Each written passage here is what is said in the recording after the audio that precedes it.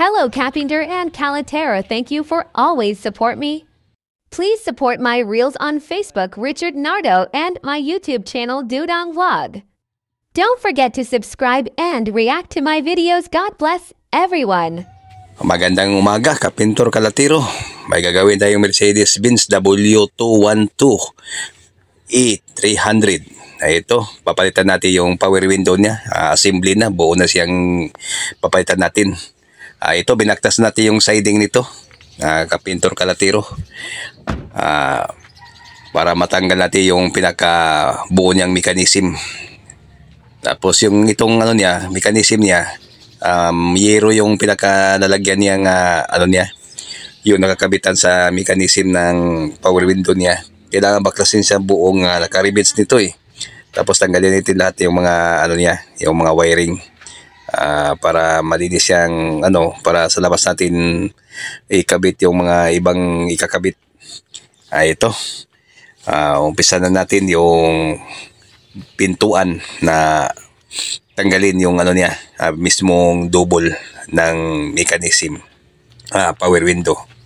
Ito, binaklas na natin tong yung siding niya. Tapos tiningnan natin yung pinakaloob niya nito, pati power window niya, tinanggal natin yung motor. May siya, nabulbol yung niya, mismong cable sa gear. Nasira siya. Lagay ko to, yung bumitaw yung pinaka-gear niya na cable. Ito, inumpisa ko na itong barina kasi to siya, naka-rivets siya. Di kasi matanggal yung salamin, Kapintor Calatero, dahil nga bumagsak yung salamin, hindi na siya umangat dahil nga naipit nga yung pinaka-cable niya sa sa gear. Ay kailangan natin bakasin muna natin yung pinaka-railing niya para mabaklas natin yung pinaka-dahon niya nga kakapit sa niya, double. Ito yung double niya na yung ginawa natin na ibinari na.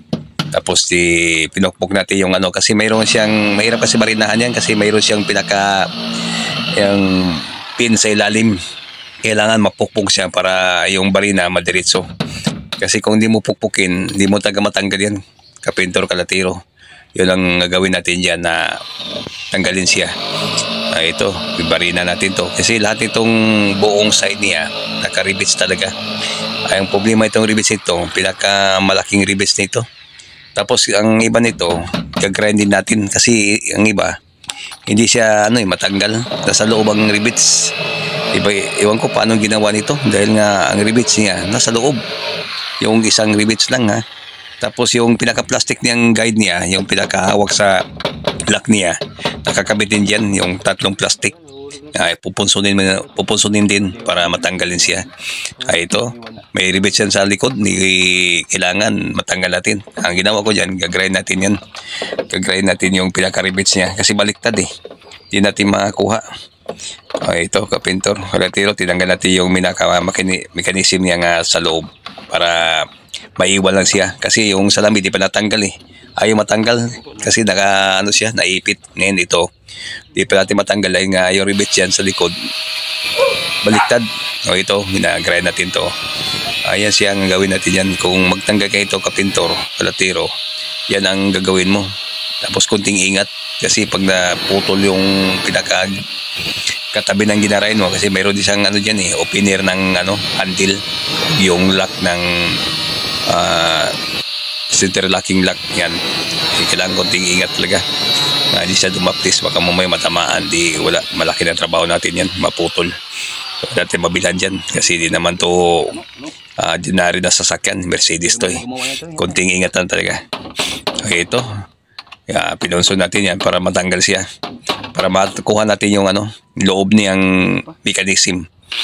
Ito, Kapintor Calatero, hindi pa rin kaya, kailangan i-grind natin muna kasi sa ibabaw may naiwan pa siya ng pinakalabi, para mahiwalay lang yung niya, mismong ni-rivets. Baliktad pagka rivets nasa likod kailangan masikwatan natin muna sa likod kasi hindi matanggal talaga. Sobra siyang sikip. Pag matanggal yan, malibre na tayo dyan. Makikita natin yung kukunin natin yung pinaka-salamin niya kasi nando yung mismong railing ng yung power window. Ngayon, ito, sinikot natin itong Migi para matanggal talaga. Plastic kasi yung pinagkahawakan yan. Tapos, yun, natanggalan natin.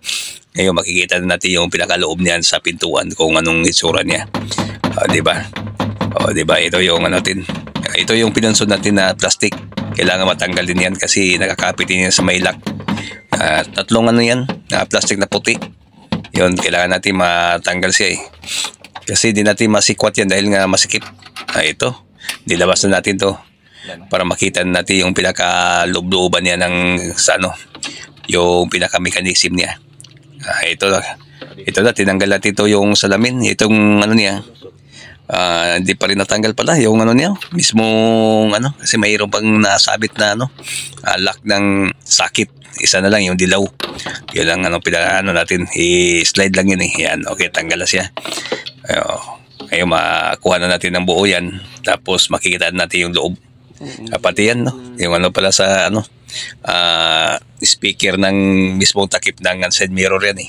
Kailangan matanggalin natin yan kasi kung di matanggal yan, wala, di mo rin mapasok sa butas kasi maliit lang butas niya. Ang hirap matanggalin yung niyan, yung pinakasakit niya. Ayan sisikot pa nga natin kasi di ko na kinat to kasi para di natin para makita nyo paano ginawa. Walang cut ito ginawa natin.